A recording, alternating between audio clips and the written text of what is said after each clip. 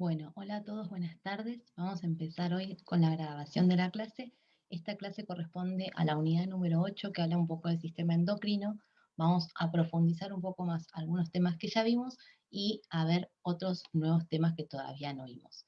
Lo que les sugiero, esta clase va a estar dividida en dos partes, lo que les sugiero es que las vean tranquilos, que se sienten, que puedan escuchar y que puedan terminar de comprender y que vayan anotando a medida que van pasando las diapositivas y demás cuáles sean sus dudas para que en la clase de consulta las puedan preguntar.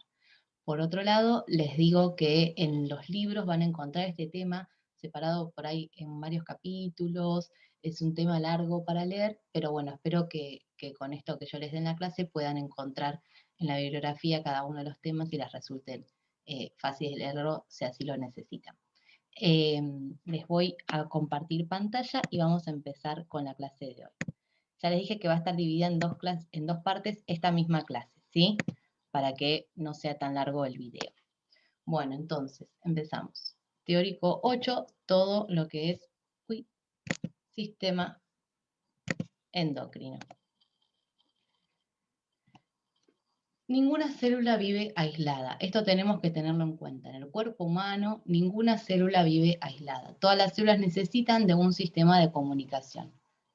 La supervivencia de la célula depende de una red de comunicación elaborada que coordina el crecimiento, la diferenciación y el metabolismo de esa célula y de todo el cuerpo. Las células vecinas ya habíamos hablado que se comunican frecuentemente a través del contacto célula-célula, pero existe otra forma de comunicación para cubrir las grandes distancias, que son las moléculas de señalización extracelulares, dentro de las cuales se encuentran las hormonas, en este caso. ¿Sí? Que van a ser nuestras invitadas del día de la fecha. Bueno, todas señales necesitan para propagarse de distintas partes, ¿sí? En el caso del sistema endocrino, nosotros vimos ya que la fuente de la señal podría ser el hipotálamo, que le va a transmitir a un punto de transmisión que es la hipófisis, que lo va a llevar a la sangre para que esa señal se propague, ¿sí? Vendría a ser como un satélite la sangre, y la célula lo va a captar esa señal, ¿sí? Va a ser la antena satelital. Y luego esa señal va a llegar a un receptor para que nosotros en este caso podamos ver la tele, ¿sí? Pero bueno, esa célula luego va a llegar a un receptor. Habíamos visto que hay distintos tipos de hormonas que se van a clasificar según su estructura química en diferentes tipos. Por un lado tenemos hormonas que son peptídicas, ¿sí? Péptidos, proteínas, derivados de aminoácidos simples, son hormonas del tipo peptídicas, son más tipo una proteína, y eso les da características especiales que van a hacer que no puedan ingresar adentro de la célula, sino que van a tener que tocar a un receptor de la célula por fuera, ¿sí? Y va a desencadenar, ahora vamos a ver bien, toda una señalización en el interior celular. Por otro lado, tenemos las hormonas esteroideas. Las hormonas esteroideas necesitan de una proteína que las transporte por la sangre, ¿sí? Porque derivan del colesterol. Entonces, son hormonas que son como si fueran un lípido. Nuestra sangre saben que es acuosa. Entonces, estas hormonas necesitan de una proteína que las transporte por la sangre. Hay veces que esa proteína puede estar mutada, entonces la hormona se produce, pero no puede ser transportada por la sangre. Y además necesita, ¿sí?, de células que estén muy cargadas de colesterol, a partir del cual se van a sintetizar, ¿sí? Cortisol, aldosterona, los estrógenos, la progesterona y la testosterona. Esas son todas hormonas esteroideas. Esto tiene que ver también con cómo son estas células endocrinas. Por ejemplo, las células que tienen más hormonas peptídicas van a ser células que van a tener el retículo endoplasmático rugoso muy desarrollado, porque constantemente va a estar ocurriendo dentro de esas células la síntesis de proteínas. En cambio, las hormonas esteroideas van a ser células que tengan gotas de colesterol de donde van a obtener de donde luego se van a sintetizar esas hormonas. Y también tenemos hormonas que son glucoproteicas, ¿sí?, que se van a almacenar, se van a producir, digamos, de forma muy similar a las hormonas proteicas, solo que van a tener además adherido una parte de hidrato de carbono o de un glúcido. Por otro lado, hay otros tipos de hormonas, por ejemplo, la hormona tiroidea, ¿sí? La hormona tiroidea se almacena extracelularmente. Entonces, en la glándula tiroidea, vamos a ver más adelante, hay lugares donde se almacena esta hormona específicamente, como que hay como si fuera una vacuola grande donde se va almacenando esta hormona. Bueno, habíamos visto si en la base del hipotálamo va a enviar las señales a la hipófisis y se van a secretar las hormonas, ¿sí?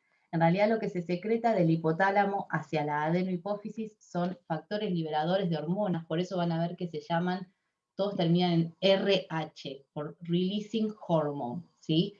En inglés, o sea, factor liberador de la hormona en la hipófisis. En la hipófisis anterior o adenohipófisis se van a liberar hormona de crecimiento, prolactina, tirotrofina, hormona folículo estimulante, hormona luteinizante y adrenocorticotrofina o ACTH.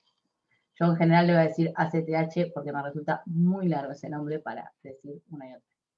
Por otro lado, vimos ya específicamente la neurohipófisis, donde hay neuronas que van a tener su soma en el hipotálamo, van a proyectar sus axones hacia la neurohipófisis, donde se van a liberar dos tipos de hormonas diferentes. Por un lado, oxitocina y por el otro lado, hormona antidiurética o vasopresina.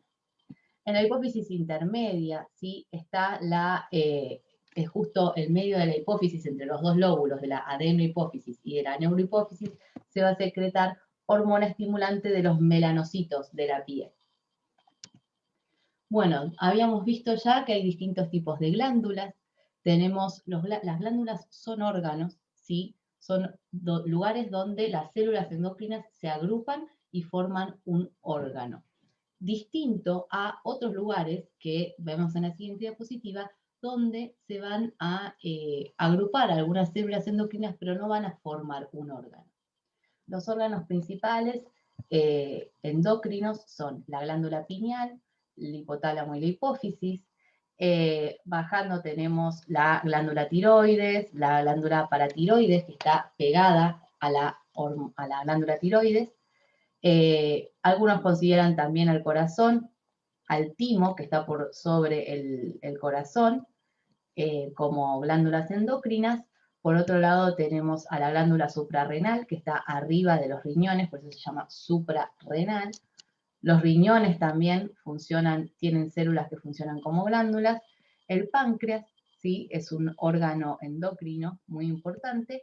Y en el hombre tenemos los testículos, en las mujeres los ovarios y la placenta al momento del embarazo. Entonces son órganos o glándulas en donde se van a secretar hormonas que van a ser necesarias para el correcto funcionamiento del cuerpo y sobre todo las hormonas lo que van a permitir es el mantenimiento de la homeostasis. Les había dicho que hay algunos órganos en donde hay células aisladas que son endocrinas. Uno de los casos es el estómago, ¿sí? El estómago está recubierto por toda una mucosa en su interior, donde hay células de recubrimiento, células mucosas y demás, y hay células enteroendocrinas que secretan, ¿sí? Hacia el estómago diferentes tipos de hormonas.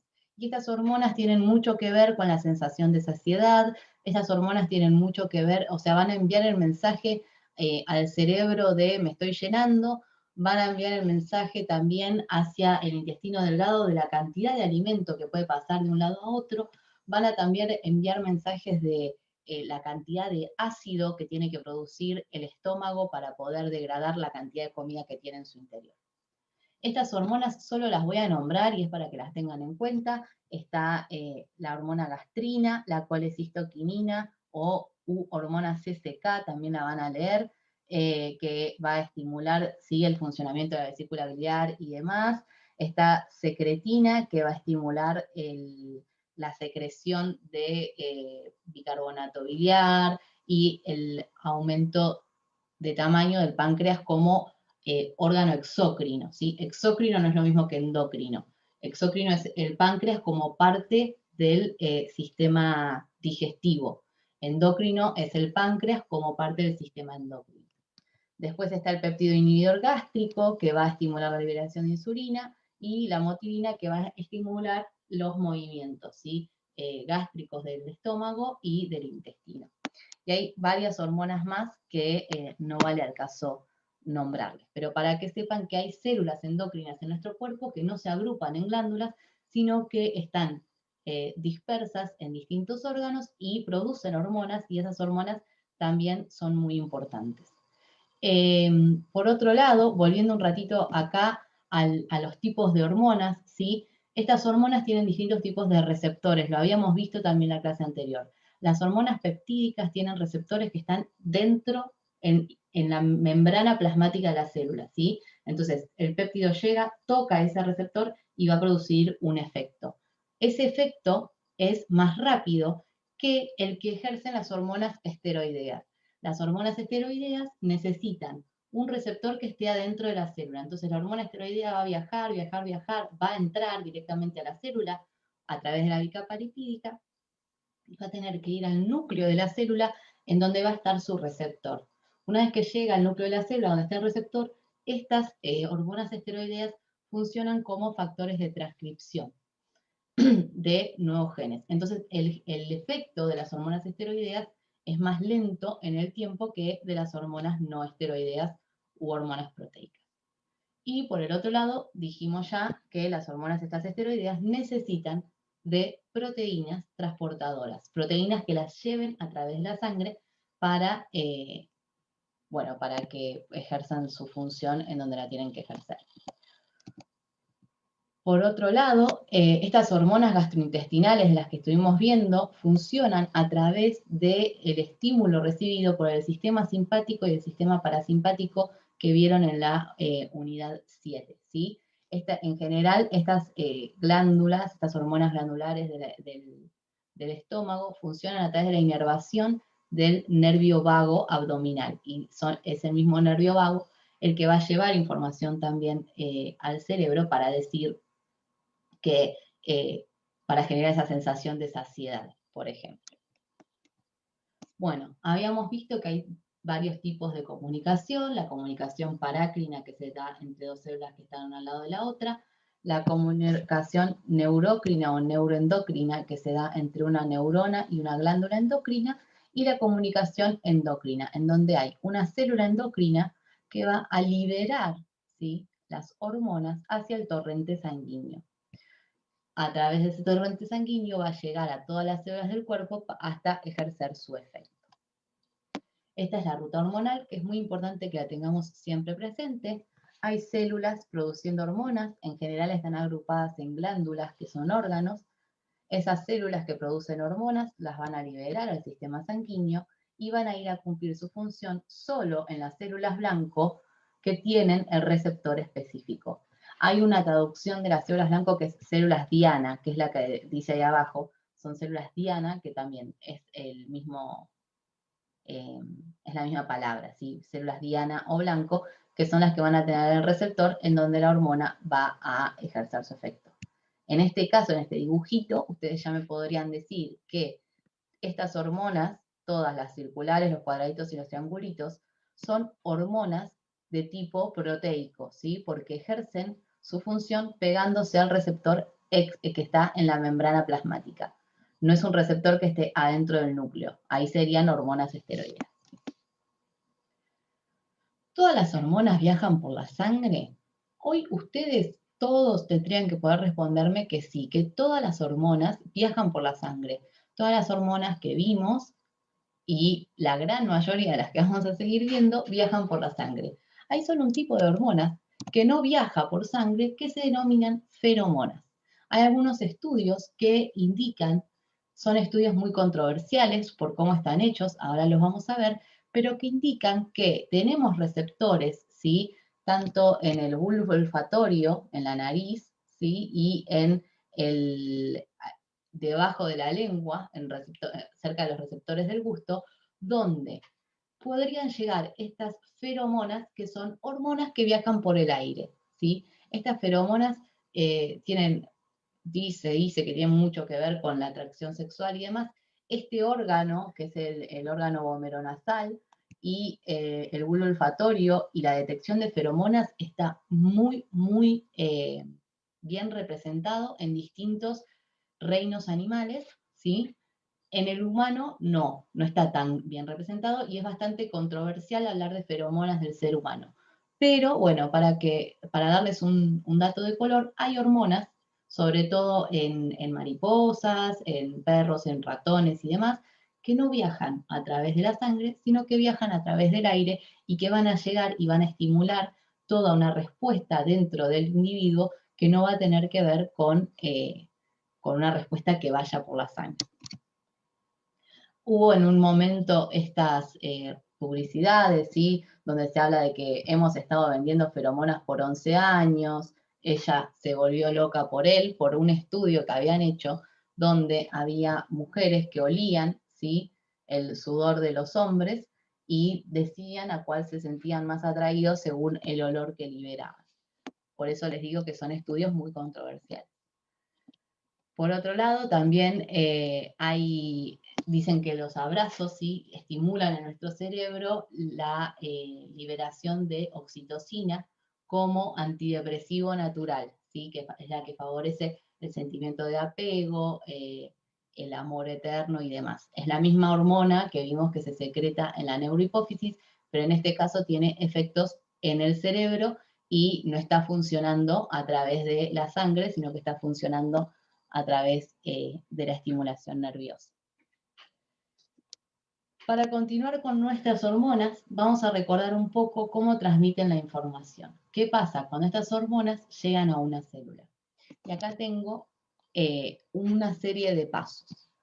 Esta comunicación de célula a célula por señalización extracelular generalmente involucra 6 pasos. Vamos a ver cuáles son estos 6 pasos. El primero es la síntesis de la molécula señal por la molécula señalizadora. O sea, primero se tiene que sintetizar la hormona para que vaya a hacer su efecto a algún lado.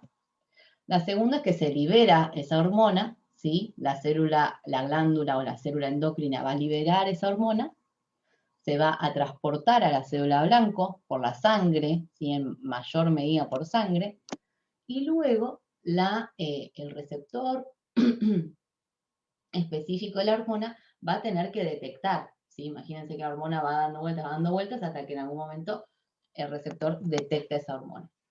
Eso produce dentro de la célula un cambio en el metabolismo, ¿sí? Y una respuesta celular a la célula. Y por último, esa hormona en algún momento se va a tener que ir, ¿sí? Del receptor, porque si está constantemente sobre el receptor, o sea, hay mucha cantidad de hormona que constantemente está llegando al receptor, en la célula que está funcionando va a estar funcionando demasiado activamente y nunca va a frenar la producción de lo que sea que esté produciendo. Entonces, en general, idealmente, en algún momento disminuye la concentración de hormona y demás, continúa el flujo sanguíneo y esa hormona se va a liberar del receptor y se va a terminar con la respuesta celular que está ocurriendo.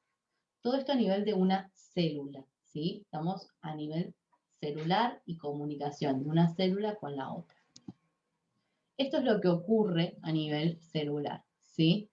Hay un proceso que se llama síntesis de proteínas, ¿sí? En donde se lee el ADN y acá lo que van a ver es que estas proteínas receptoras de hormonas, ¿sí? Receptores que van a atravesar la membrana plasmática, va a llegar, ¿sí? La hormona va a producir un cambio en ese receptor que va a hacer que cambien un montón de proteínas dentro de la célula y que haya este cambio famoso del metabolismo. Es como si fuera a tirar una fichita de dominó que va a hacer que todo el interior de la célula cambie una y otra vez. En otra parte de la célula puede ocurrir otro mismo cambio, ¿sí? Y nuevamente se desencadenan estas cosas. También puede ser que se produzcan algún bloqueo en esta señalización y ese bloqueo en la señalización produce que no se genere la respuesta necesaria, ¿sí? Bueno, si ese bloqueo se levanta por la liberación misma de la célula de otras cosas o de fármacos, puede producirse el accionar, ¿sí? No es que si hay una proteína que bloquee, no dejan de ocurrir estos procesos dentro de todas las células, sino que se pueden ingerir fármacos que hagan que la señalización celular continúe. Entonces yo les dije que era como un poco jugar al dominó. Acá este es un torneo de pool, ¿sí? Y es un poco lo que ocurre dentro de las células cuando cuando llega la hormona al receptor y ocurre este cambio conformacional. Fíjense, como un dominó medio pool. Esta vendría a ser la célula 1, ¿sí? En la mesa de pool 1 empiezan a ocurrir todos estos cambios. Es medio viejo el video, por eso se ve medio mal. Pero bueno, la idea está. Esos cambios se pueden transmitir a una célula 2, que es la que está al lado. En este caso, continúan los cambios dentro de esa célula número 2 y pueden pasar esos mismos cambios a ocurrir a una célula número 3.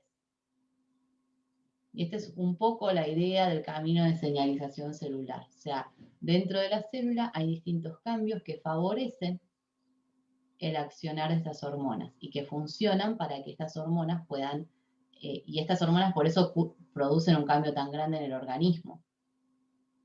Si las hormonas simplemente solo tocaran un receptor y no hicieran más nada, ese cambio en el organismo no sería tan grave. En cambio, bueno, vemos que puede afectar a muchas más células. Ese cambio en una sola célula puede afectar hasta 3, 4 células. Bueno, habíamos visto ya la glándula pineal, que es la que se encarga de la secreción de melatonina, que es la que se encarga de regular los ritmos de sueño y vigilia y demás. Habíamos visto también la glándula hipófisis, y hoy en la glándula hipófisis es donde nos vamos a detener un poquito más. Esta hipófisis, ya dijimos que estaba la neurohipófisis. Hoy la neurohipófisis la vamos a dejar un poquito de lado.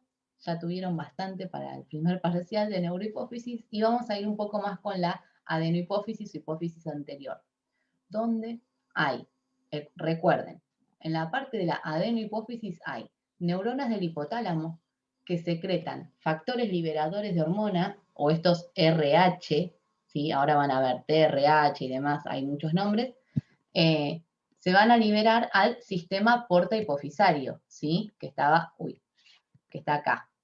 Ahí hay un sistema porta hipofisario que eran, ¿se acuerdan? Venas, arterias y demás. Muy chiquititos, vasos capilares pequeños.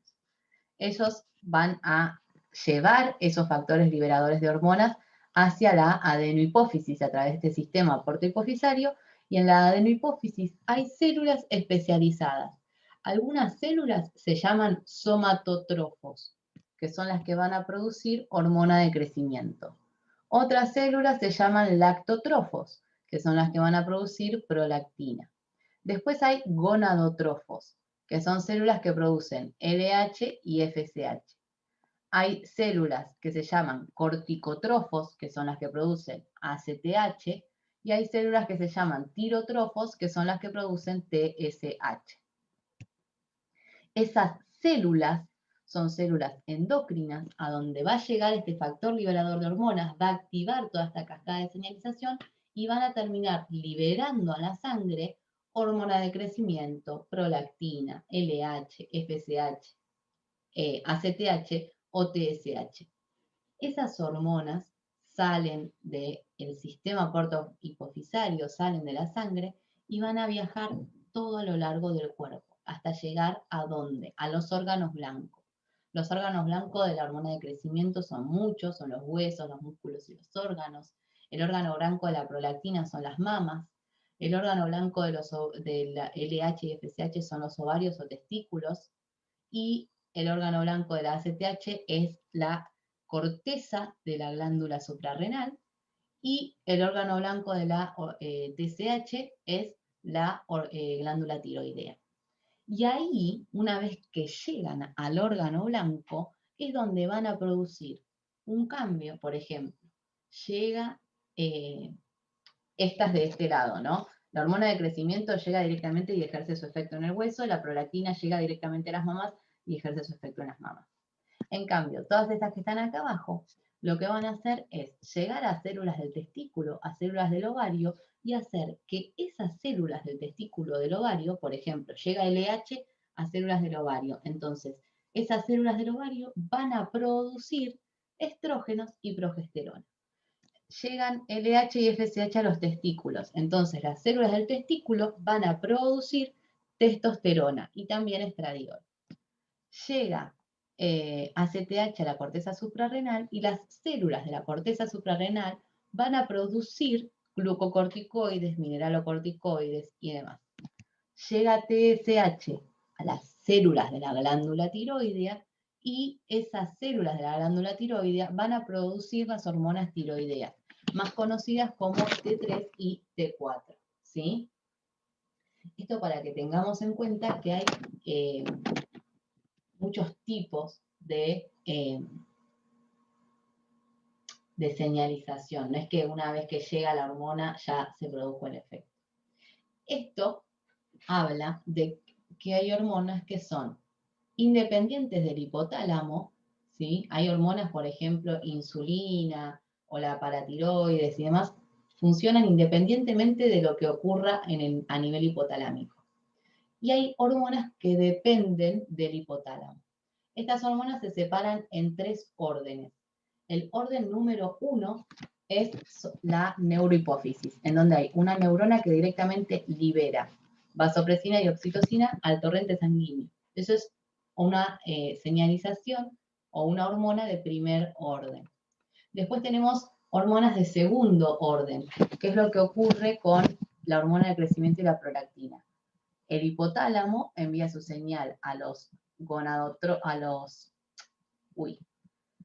somatotrofos que producen hormona de crecimiento o a los lactotrofos que producen prolactina, y directamente esa hormona que se libera en la hipófisis va a cumplir su función al órgano blanco.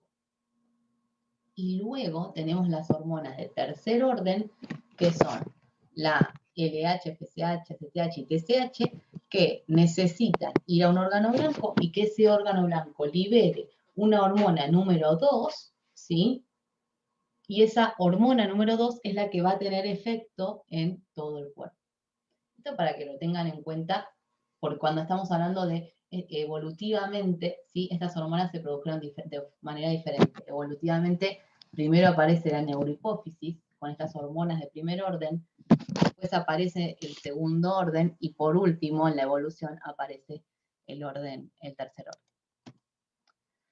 Habíamos visto las diferencias, ¿sí?, entre sistema nervioso y sistema endocrino. El sistema nervioso envía señales eléctricas, impulsos nerviosos, es de transmisión rápida, pero las funciones son de corta duración. Y el sistema endocrino envía señales químicas, tiene glándulas, tiene hormonas, es de transmisión más lenta que el sistema nervioso y tiene respuestas de mucho más larga duración. Acá les dejé este cuadro, ¿sí?, donde hay un poco para no confundir diferentes términos, ¿sí? El sistema nervioso recopila, procesa y responde a través de señales químicas. El sistema nervioso central, encéfalo y médula espinal. El sistema nervioso periférico incluye a los nervios, ¿sí?, que no son parte del encéfalo ni de la médula espinal. El sistema endocrino es el sistema del cuerpo que regula células y órganos con sustancias químicas llamadas hormonas, ¿sí?, no con impulsos eléctricos. Tenemos, bueno, neuronas y células gliales corresponden al sistema nervioso, hormonas y glándulas corresponden al sistema endocrino. Esto es un poquito para que no confundan términos y para que sepan bien qué corresponde a cada parte. Bueno, este sistema endocrino, dijimos, está formado por muchas glándulas. Estas glándulas se encuentran en diferentes partes del cuerpo y vamos a ir viendo cada una de ellas, algunas alteraciones en estas glándulas y qué es lo que producen, qué efecto produce esas alteraciones en el cuerpo humano. Acá tienen nuevamente todos los nombres de las glándulas y vamos a ir viendo una a una cada una de ellas. Ya vimos glándula pineal, pituitaria, vamos a ver un poco. Pituitaria es lo mismo que hipófisis, hipotálamo también ya vimos, y hoy la idea es centrarnos un poco más en los efectos a nivel de todo el cuerpo que tienen estas hormonas. Nuevamente recordar que tenemos, bueno, las células blanco con los receptores específicos, las glándulas que van a producir hormonas que van a viajar por la sangre. Entonces, esta ruta hormonal habla de mantenimiento de la homeostasis, ¿sí? ¿Qué pasa cuando esa homeostasis no se está manteniendo? Vamos a empezar con el primero de los ejemplos. Primero de los ejemplos tenemos, por ejemplo, un gato que está asustado, que está todo completamente erizado. O nosotros cuando tenemos muchísimas cosas para hacer, el tiempo que nos está apurando, el calendario que va cada vez más rápido. Un perro se enfrenta a un gato. ¿Qué es lo que ocurre en ese gato? ¿Y qué es lo que ocurre en ese perro cuando se cruzan ellos? O cuando elegimos, por ejemplo, hacer deportes que liberen adrenalina. Por ejemplo, bungee jumping. O nos subimos a un avión, tenemos un poco de miedo. ¿Qué es lo que pasa en nuestro cuerpo? Esta gacela que está corriendo porque la está corriendo un chita y está corriendo por su vida. ¿Qué es lo que le está pasando? Nosotros cuando estamos en un constante estrés a lo largo de periodos prolongados de tiempo. Bueno, acá la cobra cuando se encuentra con ese otro animalito, o a los niños, ¿sí? Cuando tienen rupturas, niños adolescentes, mismo nosotros mismos adultos, cuando hay rupturas amorosas, peleas en la familia, desaprobaciones en el colegio o en la institución en donde estén. Ustedes, ¿sí? Como alumnos y todas las personas, recibimos distintos tipos de estresores. Estresores del tipo de cambio de vida, ¿sí? La muerte de un familiar o una mudanza influyen en el cambio de vida de la persona. Estresores ambientales, ¿sí? Pueden ser inundaciones, pueden ser tornados, pueden ser tormentas. El coronavirus, por ejemplo, es un estresor ambiental porque modifica todo el ambiente en el que estamos viviendo. Estresores diarios, ¿sí? Cotidianos, el despertador que suena, ir corriendo, bueno, ahora por ahí no vamos corriendo a ningún lado más que a donde está la computadora, el cansancio, las rupturas amorosas, los cuestionamientos existenciales, las dificultades económicas, todos esos son estresores cotidianos que afectan nuestra calidad de vida.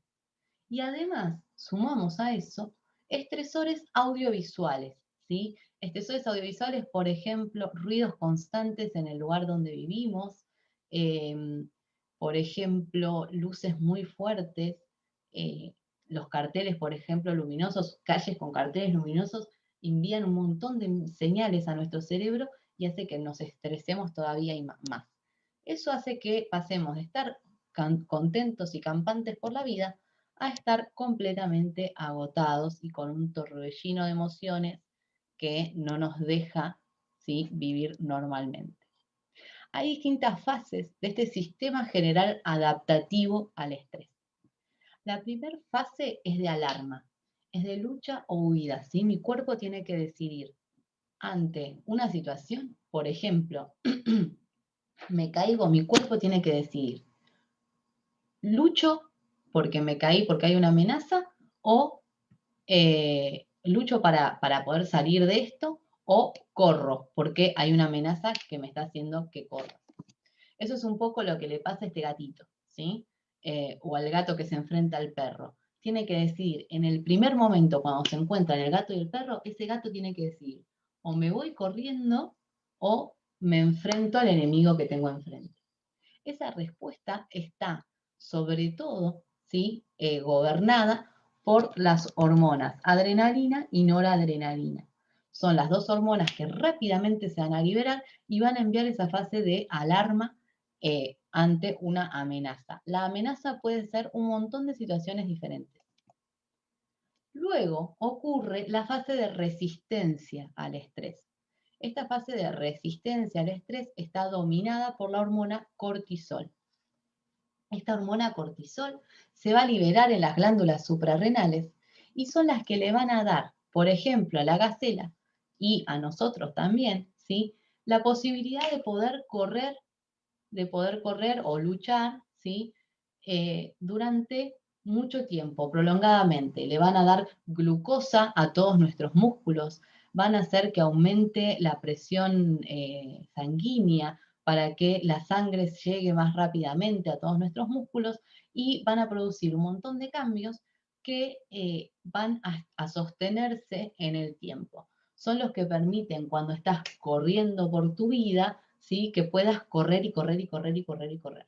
Ahora, esa fase de resistencia, en algún momento, por ejemplo, si esta gacela, si el chita se cae en un acantilado, la gacela en algún momento deja de correr, deja la resistencia al estrés y puede volver a su vida tranquila y normal.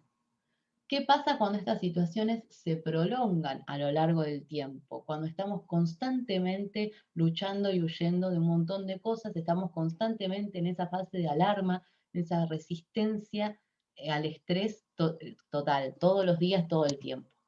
Ocurre la fase de agotamiento, ¿sí? Nos agotamos y pasamos a estar en un estrés crónico.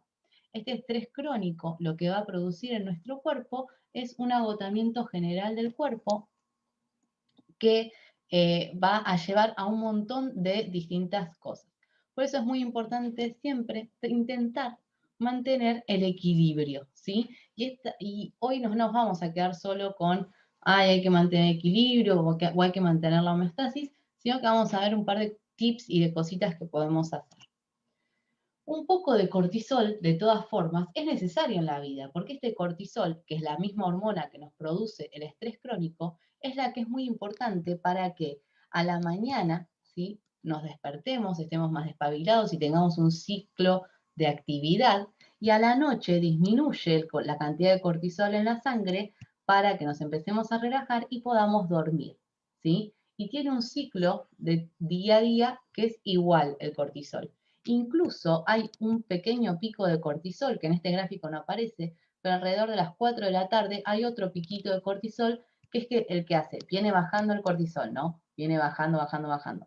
Si nosotros logramos dormir una siesta, ¿sí?, baja para esa hora de la siesta, y luego vuelve a subir para que continuemos el día con un poquito más de actividad, hasta llegar a la noche donde disminuye ese cortisol. Entonces, el ciclo de día-oscuridad y la actividad biológica y demás de nuestro cuerpo no está solo gobernada por la melatonina para que podamos dormir. También es muy importante el cortisol. Una persona que está en constante estrés, su nivel de cortisol es tan alto que nunca baja a la noche. Y por eso esas personas no pueden dormir. Esas personas están muy, muy cansadas porque la cantidad de cortisol en la sangre no permite que esas personas puedan dormir. Entonces, una vez más, es muy importante el equilibrio y esta homeostasis. Hay distintas afecciones que están relacionadas con el estrés. Algunas son biológicas, ¿sí? Enfermedades cardíacas, el corazón está constantemente bombeando mucha sangre porque estamos con el cortisol muy alto. Entonces, imaginen que constantemente nuestro cuerpo está como el de la gacela corriendo del chita. Enfermedades metabólicas, hay una cantidad de insulina que se está liberando y eso puede producir diabetes en las personas. Enfermedades reproductivas, porque también se afecta el eje hormonal reproductivo, y una depresión del sistema inmune, ¿sí? Por lo general las personas cuando vienen de vivir estreses muy largos, una vez que ese estrés baja, el sistema inmune se deprime y esas personas se enferman instantáneamente de una gripe o de lo que sea. Y por otro lado, también hay afecciones que son psicológicas, ¿sí? El estrés crónico trae depresión, ansiedad, ira constante y la posibilidad de las personas de caer en diferentes tipos de adicciones para poder salir de este cuadro. Todo esto es muy, muy triste, ¿sí? Y vamos a ver que hay cosas que podemos hacer para mejorar nuestras condiciones al estrés, ¿sí? Para poder lidiar con el estrés. Una de las cosas que es muy importante es mantener una actitud optimista frente a la vida, ver la luz al final del túnel. Las personas lo denominan de distintas maneras, ¿sí? Pero quiere decir esto, ver lo positivo, ver el medio vaso lleno, ser optimistas, cuando cada vez que se presenta alguna situación estresante. Por ejemplo, llega el diario a la mañana, no sé, las personas que leen el diario, llega el diario a la mañana y en vez de, ¡uy, qué desastre, qué horror! No, bueno, esta noticia no está mala, de acá se puede salir, esto podría cambiar de una forma, de otra. Mantener esa actitud optimista. Otra de las cosas que sirven para lidiar con el estrés es la expresión artística, ¿sí? Poder realizar diferentes actividades, bailar, pintar, escribir, eh, cantar, cada uno que exprese su arte como quiera. Otra de las cosas es la espiritualidad, ¿sí? El mantener una espiritualidad constante y plena ayuda mucho a lidiar con el estrés. Otra de las cosas que es muy importante son las relaciones sociales. Estas relaciones sociales pueden ser de una persona con otras, ¿sí? Amigos, familia y demás, de una persona con mascotas, e incluso entran dentro de estas relaciones sociales las relaciones virtuales que podamos generar. O sea, las relaciones virtuales, por ejemplo, que hacen, no sé, los adolescentes a través de los videojuegos con otros compañeros, son relaciones sociales que ayudan y los ayudan a ellos a lidiar con el estrés. Hacer 30 minutos de ejercicio por día ayuda a lidiar con el estrés y muchísimo, dependiendo también del tipo de ejercicio que se haga. La meditación, ¿sí? La meditación va muy de mano con la espiritualidad, rezar, meditar, hacer yoga. Hay un montón de esas actividades que ayudan a que podamos lidiar con el estrés y a mantener un poco esa actitud optimista que hablábamos al principio. La alimentación saludable también se demostró que es necesaria para lidiar con el estrés, una alimentación saludable, una dieta balanceada. Y la flexibilidad cognitiva, que es esa capacidad que tiene el ser humano frente a una situación que es estresante, buscar distintos caminos que se podrían tomar. El poder alejarse un poco y ver todo el bosque y no ver solo el árbol que tenemos enfrente. Esa flexibilidad cognitiva es también lo que nos ayuda a lidiar con el estrés. Y todo este estrés y todo eso nos trae un poquito a la glándula suprarrenal. Esta glándula suprarrenal es una glándula que está arriba del riñón, ¿sí? Tiene una corteza hacia el exterior y una médula en el centro. Esta médula, ¿sí? Está dividida, la médula está aquí abajo, es la naranja, y la corteza está dividida en distintas fases. Hay una parte más externa de la glándula suprarrenal donde se producen mineralocorticoides, ¿sí? Es la zona glomerular. Mineralocorticoides es, por ejemplo, la aldosterona, que es una hormona que favorece la reabsorción de sodio para mantener la presión sanguínea constante y demás. Después, en la zona fascicular o fasciculata de la corteza de la glándula suprarrenal, tenemos los glucocorticoides. Los glucocorticoides, dentro de los que se encuentra la producción de cortisol. Luego tenemos la zona reticular, ¿sí? De la corteza que produce andrógenos, ¿sí? En la corteza de la glándula suprarrenal se producen testosterona y estradiol. Es por eso que cuando se habla de hormonas sexuales, por ejemplo, testosterona o estradiol, y se dice que la testosterona es del hombre y el estradiol es de la mujer, en realidad es mentira porque tanto hombres y mujeres producimos testosterona y estradiol. Y tenemos la médula de la corteza suprarrenal donde se producen catecolaminas, ¿sí? Entonces, tenemos esta glándula suprarrenal, tenemos la parte más externa, la parte más interna.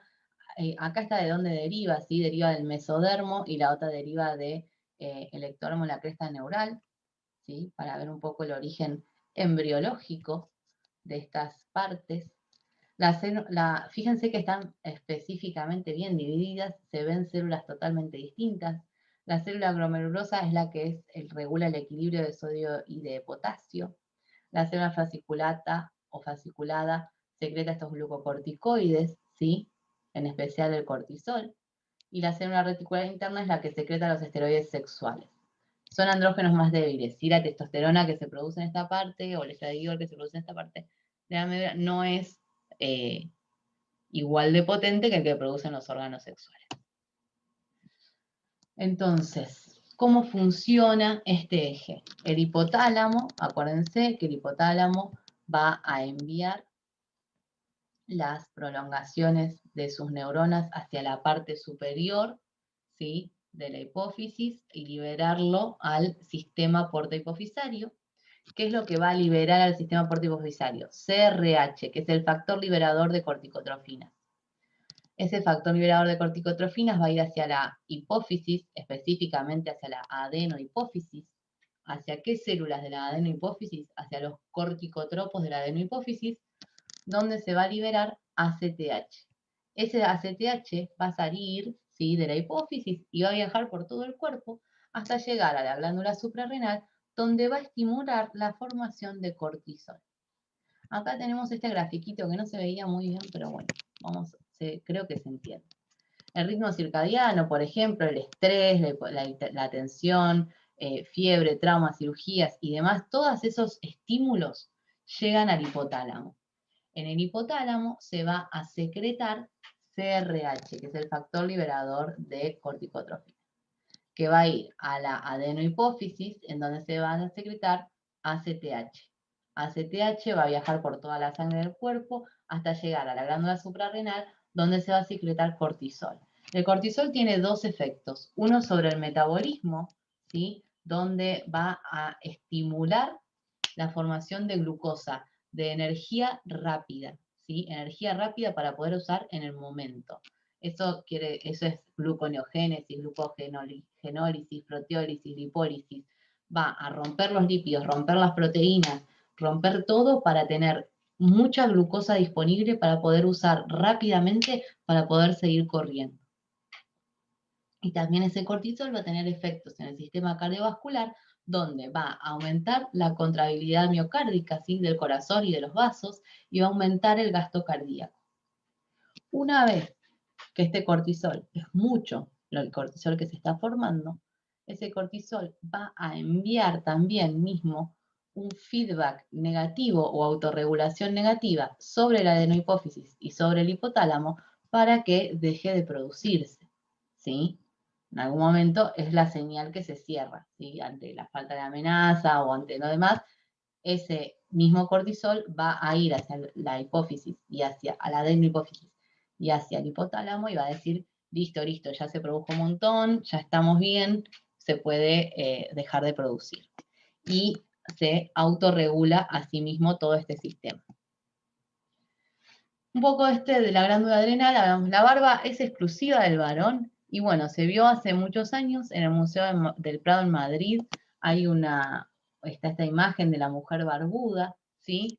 También se habla de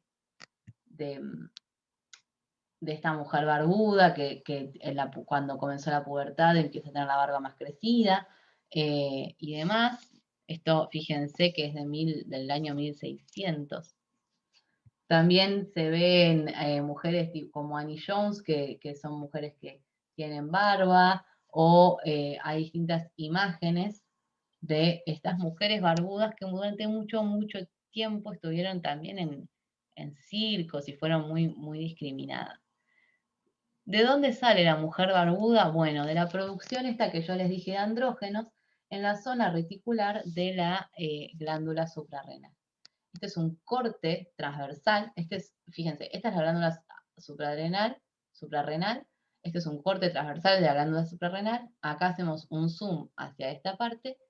Y este es el dibujito. Y este es un corte histológico. Y se ve la parte de la cápsula, la zona glomerulosa, donde se produce la reabsorción de sodio, potasio y demás, la zona fascicular, donde se produce cortisol, y la zona reticular, que es donde se producen esos andrógenos débiles. Si hay algún tipo de tumor que produce una sobreproducción de esta testosterona en la glándula suprarrenal, esa testosterona se va a producir en grandes cantidades y eso va a afectar y va a producir, en este caso, la famosa mujer barbuda. Acá tenemos las hormonas que son secretadas por estas distintas partes. La zona glomerulosa produce aldosterona y desoxicorticosterona, que son las que mantienen, ¿sí?, el funcionamiento del equilibrio de sodio-potasio. El cortisol y la corticosterona también se producen en la zona fasciculada. En la zona reticular se producen dehidroepiandrosterona y androstenediona. Y casi en la médula, ¿sí? De la corteza suprarrenal, se produce adrenalina y noradrenalina.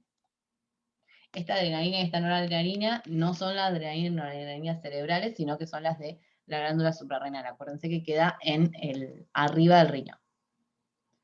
Esto es lo mismo, ¿sí? Son los dibujitos de ese corte transversal de la médula espinal. Acá puse dos cosas que pueden pasar, ¿sí? Esta glándula suprarrenal puede funcionar demasiado, ¿sí? Demasiado, produciendo. Esto se los dejo para que lo lean y para que lo tengan. Puede funcionar demasiado produciendo hipercortisolismo o síndrome de Cushing, síndrome de adrenogenitales, ¿sí?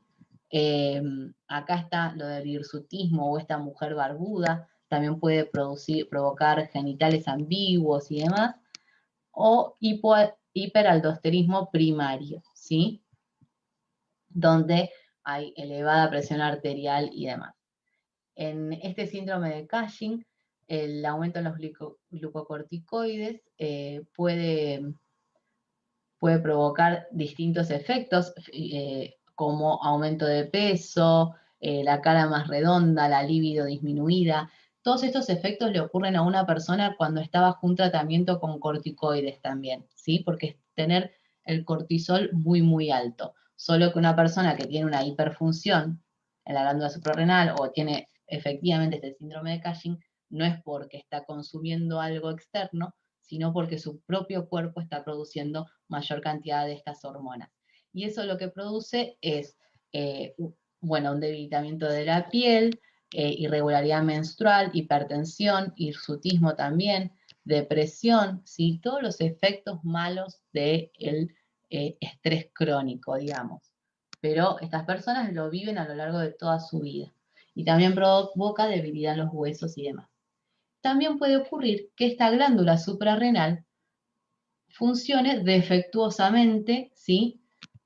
Produciendo una insuficiencia, ¿sí? Acá hay distintos síndromes. El más grave es la enfermedad de Addison, que puede provocar debilidad progresiva, fatiga rápida, anorexia, náuseas, vómitos, pérdida de peso. O sea, todo lo contrario ocurre cuando no tenemos las hormonas del cortisol. Por eso siempre en biología hablamos de balances hormonales. Es importante no tener ni muchísima de esta hormona para que no nos pasen las cosas que están arriba, ni tener muy poca de esta hormona para que nos pasen las cosas que están abajo. Hay un equilibrio, hay una concentración óptima de sangre del cortisol, de la aldosterona, de la androstenediona, de la testosterona y demás, que son las que van a permitir un correcto funcionamiento del cuerpo, la homeostasis celular. Ahora, la homeostasis del ser humano, digamos. Ahora, cuando estas funciones se ven afectadas, eso provoca un desequilibrio en todo el cuerpo y provoca un desbalance en un montón de sistemas que están relacionados con esta hormona o con esta glándula suprarrenal. Bueno, acá tenemos cuáles son estas hormonas, ¿sí? Estas hormonas derivan en mayor medida del colesterol en la corteza suprarrenal, ¿sí? Del colesterol deriva la aldosterona y del colesterol deriva el cortisol. Por otro lado, vamos a ver que en el ovario testículo se produce estradiol, testosterona, lo vamos a ver más adelante. Por otro lado, hay otra hormona, ¿sí? En el riñón, la eritroproyetina, que se produce por células renales, que es como las células del sistema, del estómago, ¿sí? Que son células aisladas que van a producir hormonas que van a ser liberadas hacia la sangre y que van a ir a cumplir su función a la médula de los huesos, donde van a estimular el crecimiento de glóbulos rojos, ¿sí? Esta es otra hormona que vamos a ver, que estamos viendo en este caso. Bueno, vamos a ir con el páncreas ahora, o les voy a cortar ahora, no, vamos a decir, vamos a cortar ahora esta parte de la clase y seguimos con el páncreas, tiroides y las hormonas sexuales en el próximo bloque. Les mando un beso y sigan conmigo, no me abandonen, por favor. Esperen. Ahí está.